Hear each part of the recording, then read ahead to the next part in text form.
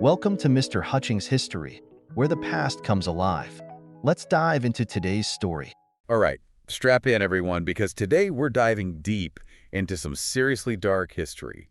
We had a ton of requests for this one, Operation Condor. Yeah, a lot of people are curious about this one. I can see why it's pretty intense stuff. Think about it. A secret alliance between 6 South American military dictatorships. We're talking Argentina, Bolivia, Chile, Paraguay, and Uruguay. all working together to, well, eliminate anyone they considered a communist threat, no matter where they were. It's crazy, right? It wasn't just about, crackdowns within their own borders. This was a coordinated international campaign of terror. They were sharing intelligence, working together to kidnap people across borders. Assassinations too, right? Absolutely. They wanted to make sure there was no safe haven anywhere for their opponents.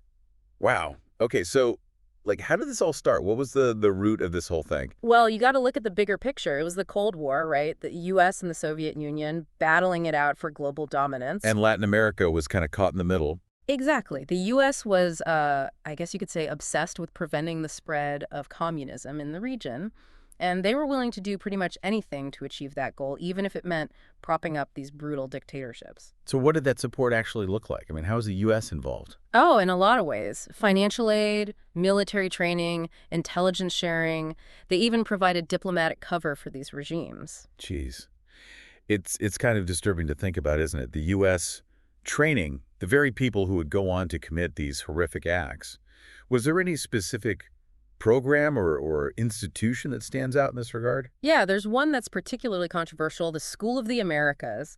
It was basically a U.S. Army institution that trained a whole bunch of Latin American military leaders. And some of those guys, well, they ended up becoming dictators who were directly involved in Operation Condor. I mean, how could the U.S. justify that, supporting regimes that were carrying out these kinds of atrocities? The main argument was that the threat of communism was so great that any means were justified to combat it. Yeah, the ends justify the means.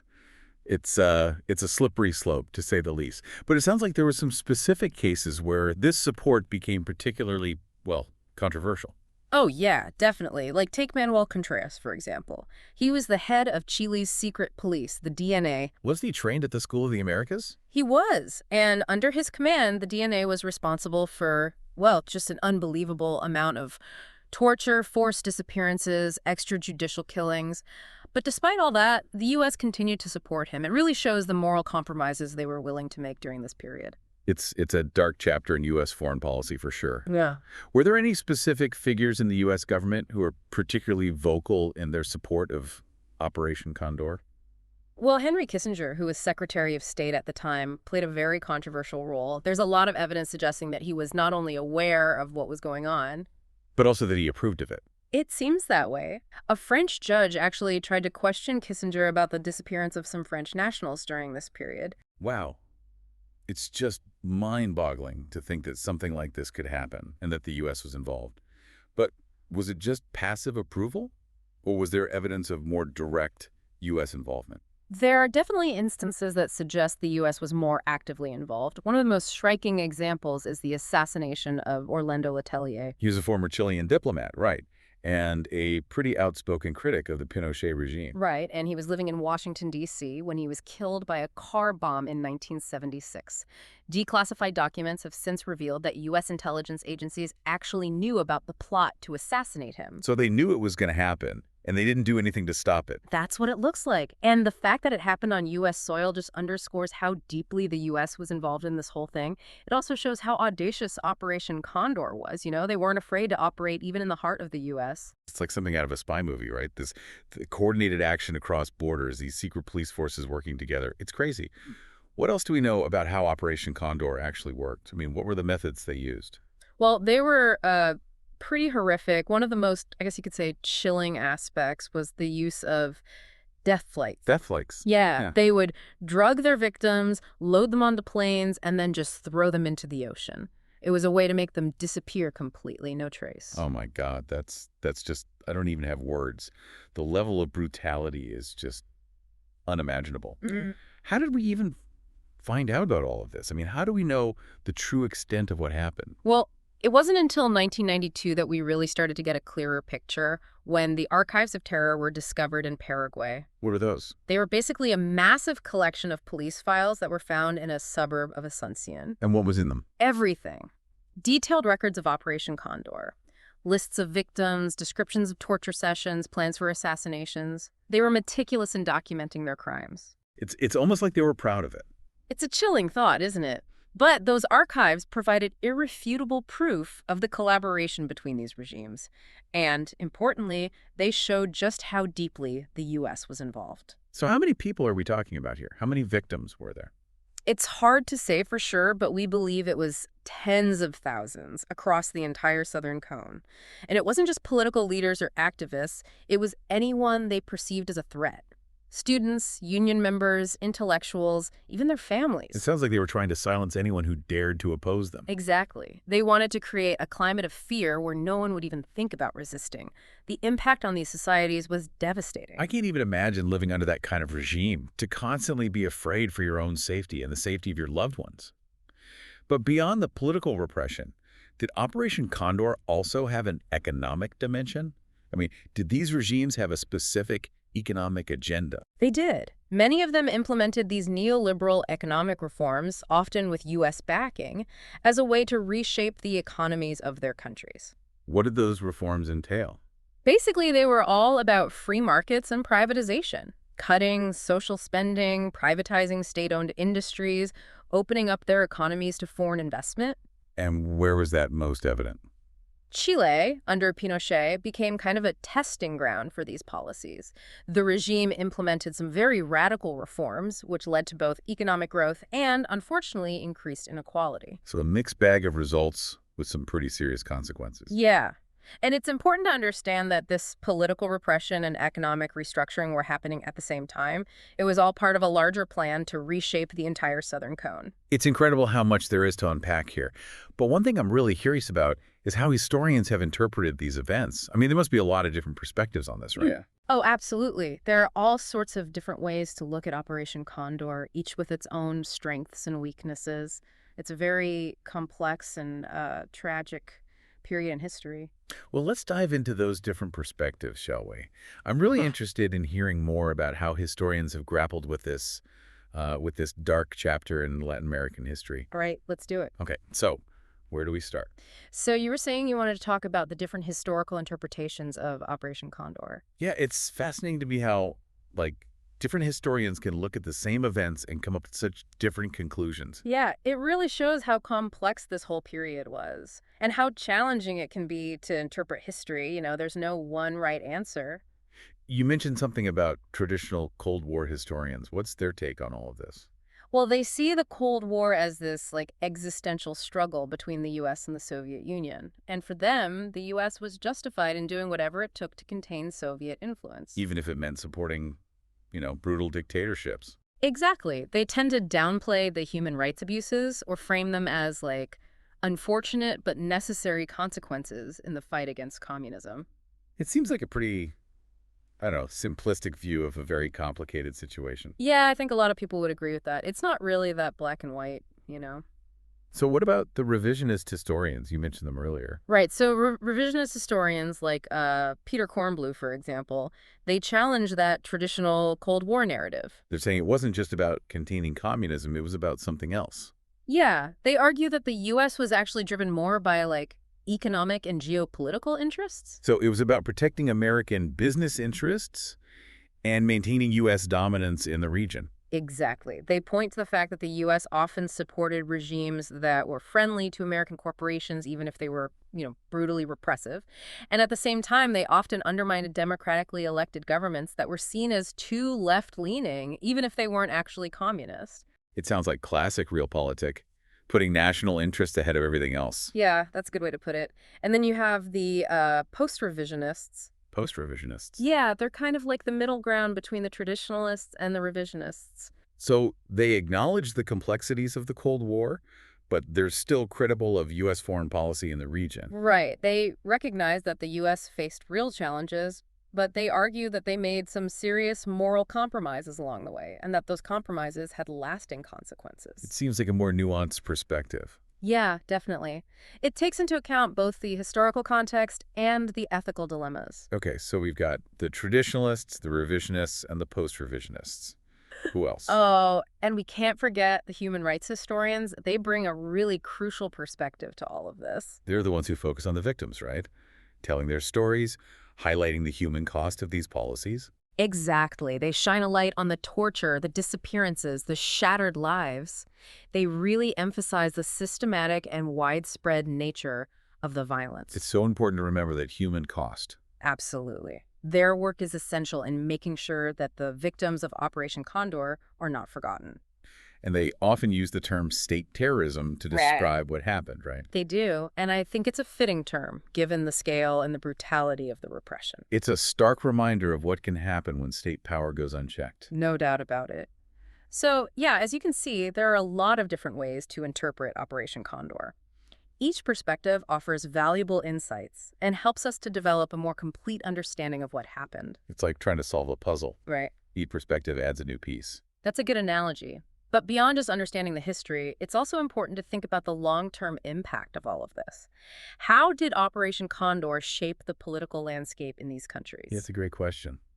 What were the lasting effects of all this repression? Well, I think the most immediate impact was the silencing of any opposition and the consolidation of authoritarian rule. Leftist movements were decimated, unions were crushed, and any form of dissent was brutally repressed. It sounds like they created a climate of fear that lasted for years. Yeah, for decades even. It really hindered the development of democratic institutions and a vibrant civil society.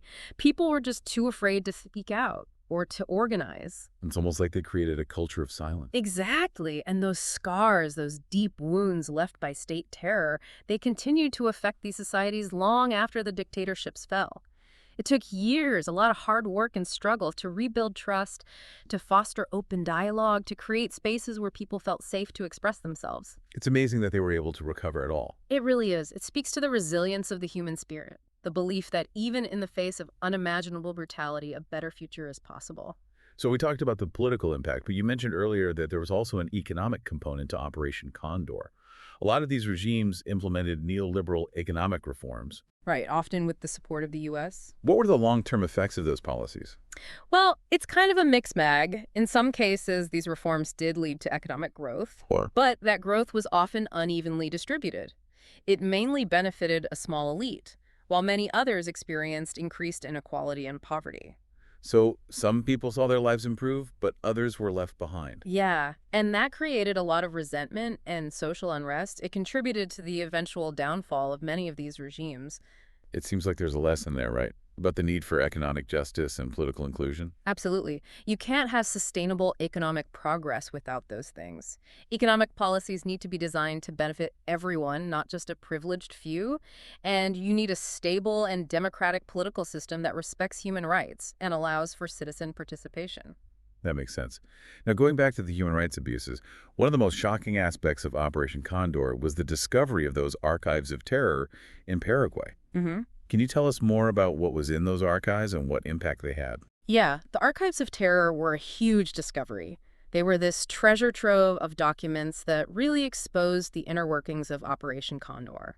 They contained detailed records of the regime's activities, lists of victims, accounts of torture sessions, plans for assassinations. It was all there in black and white. It's hard to imagine the level of detail, the meticulousness involved in documenting all of that. Yeah, it's pretty disturbing. But those archives were crucial in proving that this wasn't just a series of isolated incidents. This was a coordinated, systematic campaign of repression. And they also show the extent of U.S. involvement, right? Absolutely. They really forced the U.S. to confront its role in all of this. So what happened after the archives were discovered? Did anything change? Oh, yeah, it had a huge impact. It brought the issue of human rights abuses to the forefront and sparked a wave of investigations and trials across the region. A lot of former officials, including military leaders and dictators, were finally held accountable for their crimes. That's amazing. It's testament to the power of truth and accountability. And to the persistence of those who fought so hard to uncover the truth. But even with those trials, I imagine there are still a lot of unanswered questions. And a lot of families who are still searching for their loved ones. Yeah, unfortunately, that's true. The full extent of Operation Condor's reach and the true number of victims may never be known. And there are still so many families out there who are searching for answers, for closure, for some sense of peace. It's a heartbreaking reminder of the lasting legacy of this dark chapter in history. It is. And it highlights the importance of continuing to search for truth and justice no matter how much time has passed. The wounds of the past run deep, and the pursuit of accountability is essential for both individual healing and societal reconciliation. It seems like an incredibly difficult task, but one that's absolutely necessary if these countries are going to truly move forward. I agree. Confronting the past, no matter how painful, is crucial for building a more just and equitable future. It's about learning from history and making sure that these kinds of atrocities never happen again. So much to think about here, but I keep coming back to, how have these countries moved on from this?